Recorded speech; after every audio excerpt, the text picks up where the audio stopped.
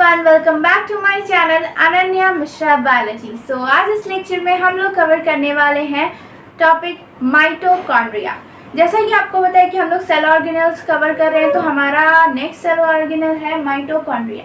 तो ये लेक्चर देखने से पहले अगर आपने पहले बाकी के लेक्चर्स नहीं देखे हैं तो आप जाकर देख लीजिए, लिंक डिस्क्रिप्शन बॉक्स में, ताकि आपको अच्छे से कॉन्सेप्ट क्लियर हो जाए। और please like this video, and if you are new to my channel then do subscribe and hit the bell icon. So let's get started with our lecture. सबसे पहले माइटोकॉन्ड्रिया का हम लोग स्ट्रक्चर देख लेते हैं। जो माइटोकॉन्ड्रिया होता है, हमने अभी तक जितने भी सेल ऑर्गेनल्स कवर किए सारे सिंगल मेम्ब्रेन स्ट्रक्चर थे, लेकिन ये जो है ये डबल मेम्ब्रेन स्ट्रक्चर है। ठीक है, इसमें डबल मेम्ब्रेन प्रेजेंट है, एक इनर एंड देन एक आउटर मेम्ब्रेन।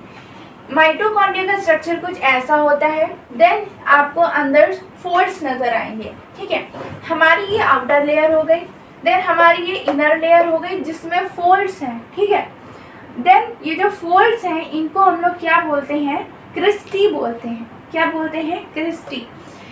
और ये जो अंदर हम लोगों को स्पेस दिख रहा है ये क्या होता है? हमारा मैट्रिक्स। क्या होता है? मैट्रिक्स। देन हमारे माइटोकॉन्ड्रिया एक ऐसा सेल ऑर्गेनल है हमारी सेल में जिसके पास अपना खुद का डीएनए और राइबोसोम्स होते हैं।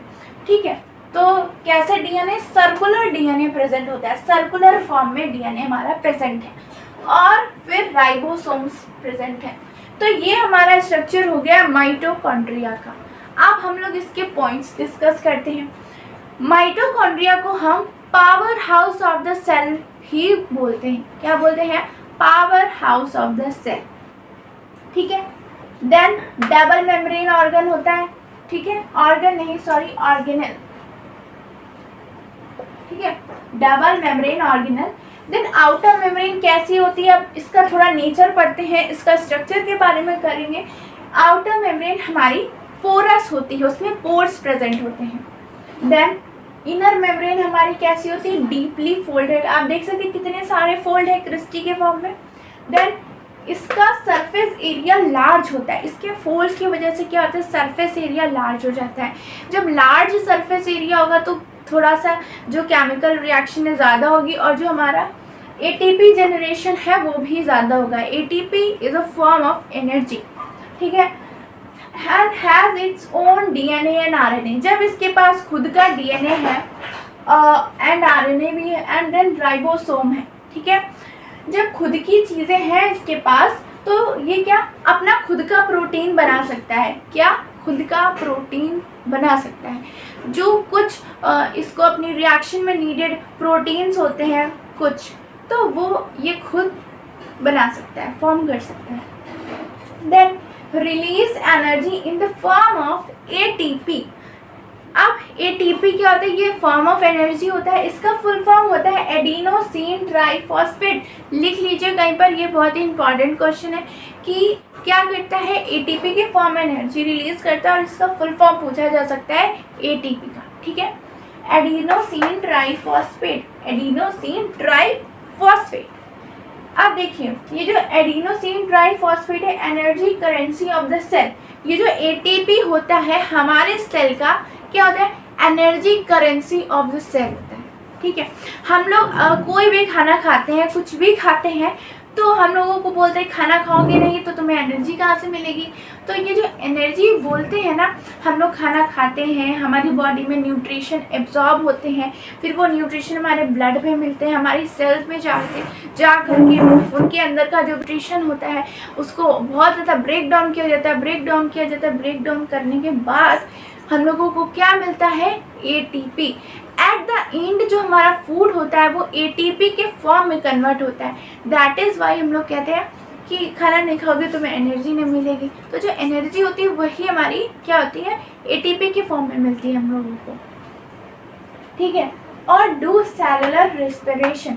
अब रेस्पिरेशन आपको पता होगा कि हम लोग जो ब्रीथ करते हैं, इन करते हैं, देन ब्रीथ आउट करते हैं, फिर हमारे बॉडी में और प्रोसेस होती हैं। तो जो सेलुलर रेस्पिरेशन, इससे क्या मतलब हुआ? अब देखिए, ये जो एनर्जी बन रही है, जो हम लोगों को एनर्जी माइटोकॉन्ड्रिया सेल को मिल रही है, सेल के अंदर फंक्शन होते हैं तो उससे हम लोगों को एनर्जी मिलती है, राइट। तो एट द एंड यहाँ पर क्या हो रहा है कि ये जो सेलुलर रेस्पिरेशन माइटोकॉन्ड्रिया के अंदर हो रहा है, ये एनर्जी प्रोडक्शन का काम कर रहा है, ठीक है। जैसे कि CO2 O2 की प्रेजेंस में इसमें केमिकल रिएक्शन हो गई और फिर इससे बाहर निकला CO2, जो हम लोग बाहर एक्सेल कर देते हैं, क्या कर देते हैं, एक्सेल, और वाटर निकला और प्लस क्या निकला, ATP। तो ये तो हमारी बॉडी के लिए ज़रूरी नहीं है, ये बाहर निकल गया। देन ATP जो हम लोगों को अपना प्रोडक्ट चाहिए था, ATP एनर्जी वो चाहिए थी, वो हम लोगों को मिल जाती है। तो ये होता है हमारा पूरा माइटोकॉन्ड्रियल स्ट्रक्चर, उसके कुछ पॉइंट्स और एनर्जी का फॉर्मेशन कैसे होता है। अब हम लोगों की एनर्जी तो मिल गई, अब हमारी एनर्जी हम लोग सारी थोड़ी ना एक बार में यूज़ कर देते हैं, हमारी एनर्जी स्टोर भी तो होती है। तो energy stored by the cell for further process, हमारी सेल में एनर्जी स्टोर हो जाती है। अगर और कोई प्रोसेस होती है या और कोई रिएक्शन हो रही है या और कोई मेटाबॉलिक रिएक्शन हो रही है तो उसमें वो यूज़ होती है, और फिर हम लोग तो है ही काम करते रहते हैं दिन भर, तो उसमें यूज़ हो रही है। तो this is all about mitochondria. अब माइटोकॉन्ड्रिया को powerhouse of the cell क्यों कहते हैं, आपको अच्छे से समझ में आ गया होगा, क्योंकि ये क्या करता है, एनर्जी जनरेट करता है और हमारे सेल को एनर्जी प्रोवाइड करता है। तो अगर आपको कोई भी डाउट हो तो आप कमेंट सेक्शन में पूछ सकते हैं, और please share this to your friends also. Thanks for watching.